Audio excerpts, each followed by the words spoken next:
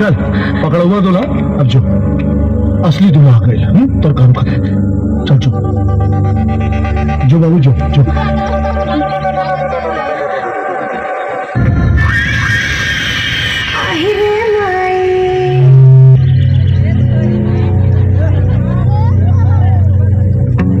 ते हमसे शादी कर दे। एक खातिर तो अपने दिन से पगला नहीं तो अपना पहल की मेरा रुके काका के हमरा मरद लगे से तय भी काके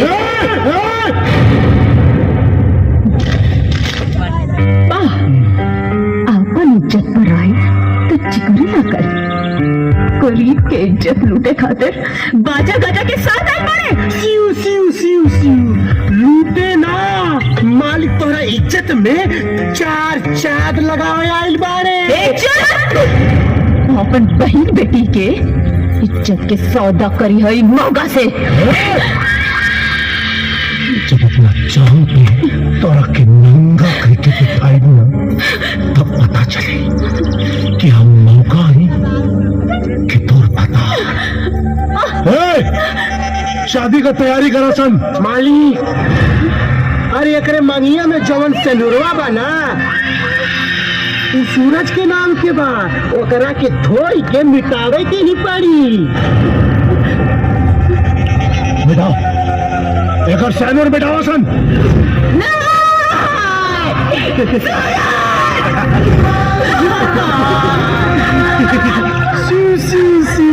मालिक रगड़ रगड़ के धोई, रंग है कि छूटते नहीं थे और रगड़ी। प्यार के रंग है पंडित, हमार मांग का हमार तन मन सब रंगाई बा। हमार मांग के सिंह छूटे से पहले अगर सूरज ना आए तो खुशी खुशी एक रात खातिर तुम्हार रखेल बनाओ। तो हमार रखेल बने खातिर तैयार हो जाओ, कहे कि तू सूरज तू चुकल बा।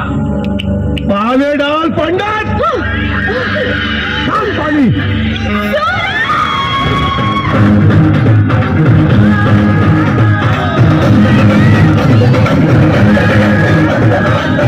प्रीत में ले गाड़ी अपना तन मेरे दर्पण रे, बंधन बंधन प्यार के बंधन, बंधन बंधन प्यार के बंधन।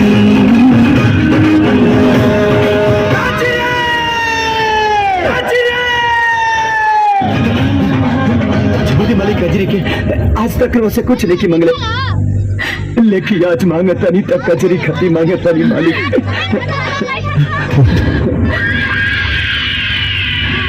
कहाँ मांगले रे हमार जान, हमार जान मांगता ने।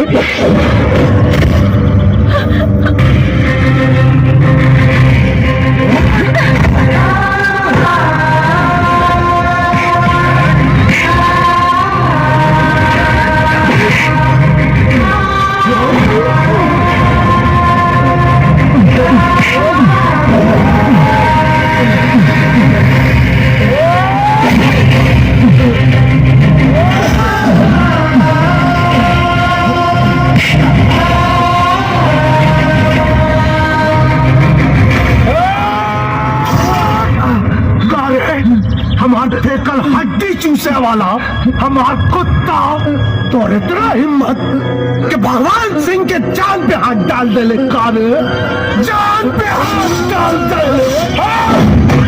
अरे तोरा के जिंदा रह के कोनो हक नहीं खे। खत्म हुई कहानी।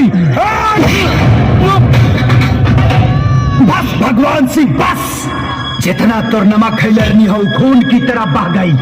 अब नस नस में खाली कगरी के प्यार दौड़ता और एक एक कतरा तूफान के बराबर बा। ई देख नमूना।